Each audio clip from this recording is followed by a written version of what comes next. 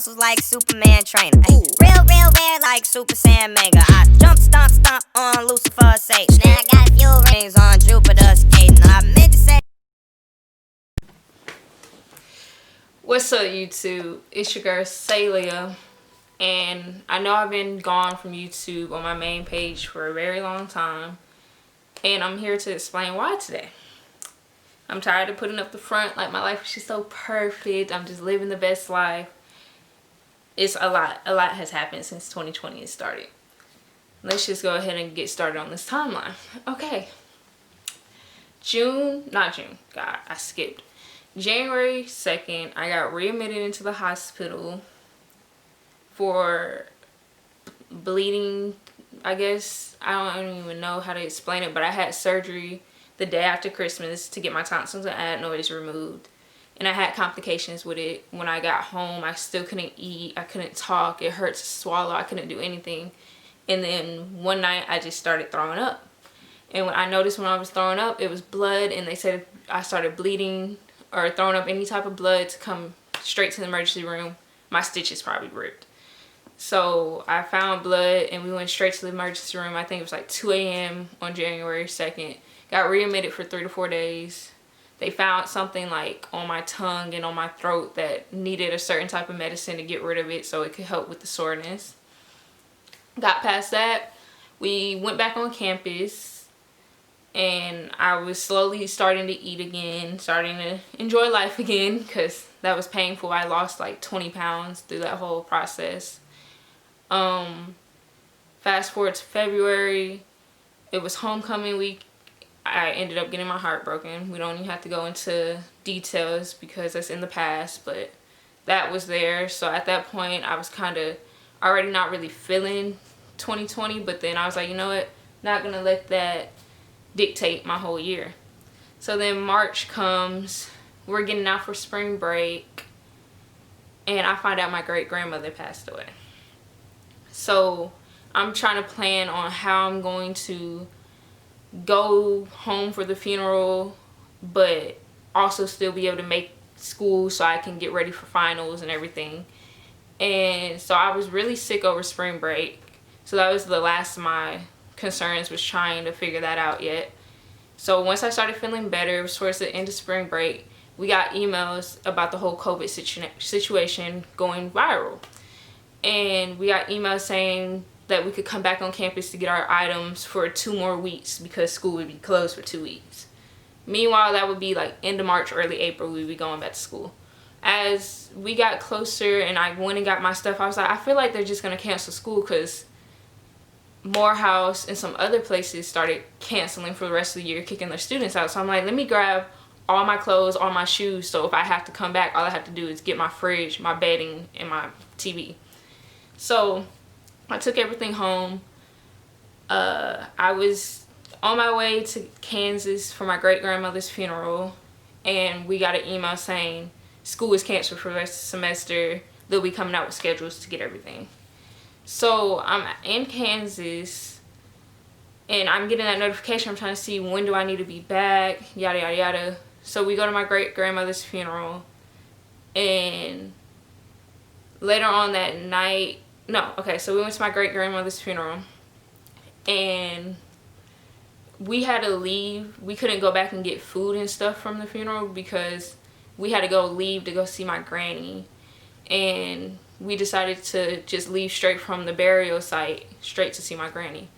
And we went to see her. She didn't know who I was. It was just a fun, sorry, that notification was weird. It was just a fun experience getting to see her because I don't get to go home to Kansas a lot. And just chilled for a little talking to her. Of course, they were on lockdown, so we had to stand through a window and talk to her.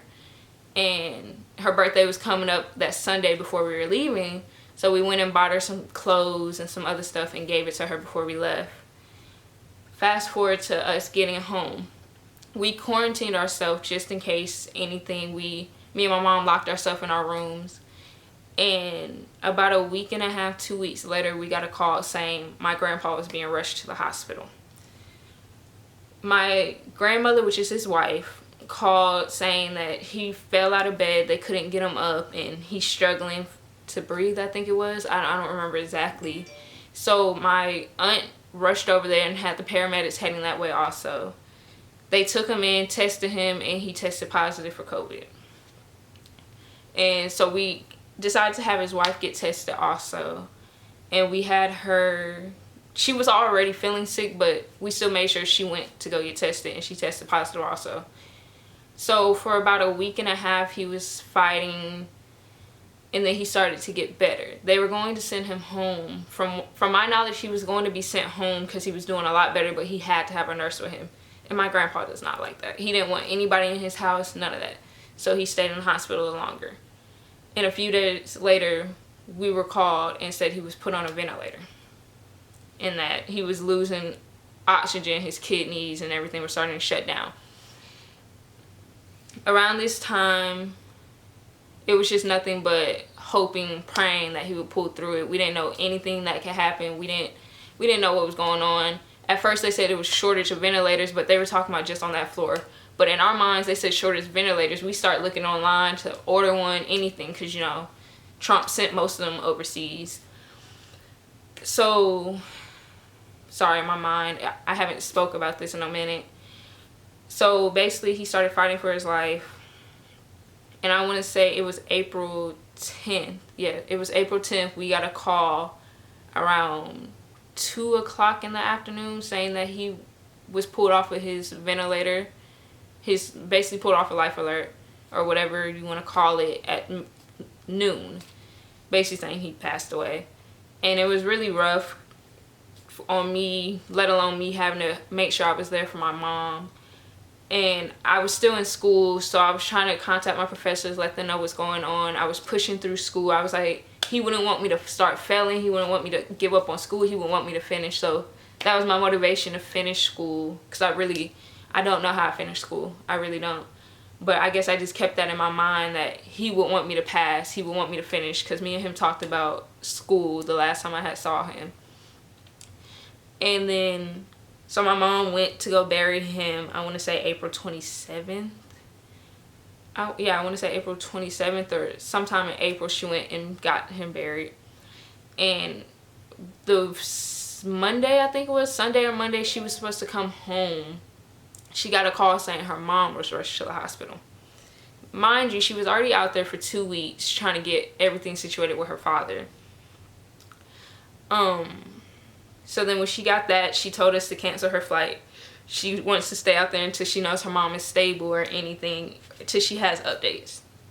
They rushed her mom to the hospital and she tested positive also. But when we were out there in March, we kind of told them, like, she has a cough, can you get her checked? Because she had already had somebody in the facility she's in pass away from the virus.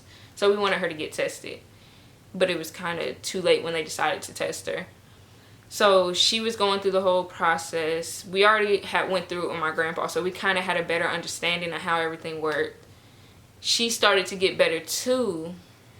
She's supposed to go to rehab on some Friday, but I want to say Thursday before I don't remember. She was supposed to go to rehab on some Friday, but ended up taking a turn for the worse and having to have a surgery done and some other stuff. And they tested her again. She was negative 2 times in her nose, but then some reason they decided to test her lungs and she was still positive. And so they gave us a call, I want to say the Wednesday before my birthday, May 28th, I want to say, and basically said she had a few hours to live. So my mom was ready to book, like, they had their regular conference calls. They were on the phone and basically said she had a few hours to live. My mom was I had already booked my mom a flight to go home to make sure she could see her and everything. And she hung up the phone, went to go start packing her bags, and maybe 5-10 minutes later got a call saying her mother had passed. They said she might have basically passed when they were on the phone and just never noticed. Like, didn't notice until a few minutes after the call. So she was just all out of it, discombobulated. I was out of it. And I didn't want her to go home by herself. And I couldn't leave my dog. So I had my sister go with her home and get that whole situation handled. So then fast forward, it's my birthday. I ended up spending it alone. I had the option to go home to Kansas or go to Ohio, but me personally at that time, I didn't want to travel, and then plus it would be me and my dog traveling. So I didn't really want to leave the house. I just wanted to stay home and just be to myself. And that it weighed a lot on me because it was my 18th birthday. It was supposed to be one of the biggest birthdays to me. Like, I was planning, and I had finally came up with plans after trying to plan something for 3 or 4 months. I'm trying to think. I left some details out because I gotta run this by my mom on posting this. And that's pretty much from January to May all the way up until my birthday. And okay. And all throughout that, like while my grandpa was still in the hospital, his brother had passed. Before my grandpa got into the hospital, my great-grandmother's sister passed. It was a domino effect. A bunch of my family members were passing, and then all of my family that attended my great-grandmother's funerals got infected with the virus and were in the hospital for at least a week, 2 weeks at the most, fighting for their life because one of the churchgoers that I guess helped prepare the food or whatever had got infected at another funeral that they had went to. So it just kind of spread like wildfire through my family, and I'm very blessed I didn't contract it. My mom had got tested after all of this, like after everything calmed down with her parents and she finally came back to Atlanta. She got tested before coming back around me and my sister. And I just remember going through all of that and trying to still push through school. I'm trying to think. I always forget this. It was something in June that happened that just added to it. I don't remember. I might remember later on, but we're gonna go ahead and go past it. So that it was just bad things after bad things after bad things happening, and I wanted to get away from social media, but at the same time I couldn't disappear completely. Because I didn't need, it was just a lot. I couldn't disappear completely like I wanted to, but I at least took a break from my main channel. I've been posting on my gaming channel. If you guys want to go check that out, I'll put the link down below. So it was just bad things after bad things. Finally, I want to say end of June, it started to turn around. I got accepted into all the colleges I applied to transfer to. I got my job. If many of you don't know, I got a job at IKEA. And it was going all good. And it's been going good, but I want to say last Friday, I got rear-ended leaving my mom's house. And that whole ordeal was kind of confusing because I didn't want to get the cops involved, but at the same time, it wasn't my decision because it's not my car, and I would hate for me not to get the cops involved and then later on coming out of pocket $2-3 grand. And it was kind of scary because of all the situations and everything that's been going on. Oh yeah, that's what happened in June. In June, all the protesting and everything, I couldn't go anywhere for my birthday. I couldn't go do anything. It was unsafe to basically leave the house because I live so close to downtown. I would have to drive through downtown anytime because I moved my sister out of her apartment in June, and literally I got home. I went through downtown literally 10 minutes before they blocked off the highway for the Rayshard Brooks protest that happened on the highway. I know this is all over the place. I'm sorry. I haven't really spoken about it, and it's like I'm trying to get it out without like bringing the emotions back up. And I don't even remember where I left off, but I got rear-ended, and I was just afraid. I didn't want anything to happen to any of the individuals that got into the accident because it was a 3-car accident. And yeah, I don't know. I feel like later on in the future I might go more into details about 2020, but it's like some topics are so sensitive and some topics I'm not sure if it really needs to be brought to YouTube, but I just needed to get out how 2020 has been so people can know their 2020 might be bad, but it could be worse, and your 2020 might be worse, but it could get better. It's not always going to be negatives. Like my 2020 has slowly been turning around, and yes, it still has these little jabs of negativity and everything, but I'm not letting it bring me down.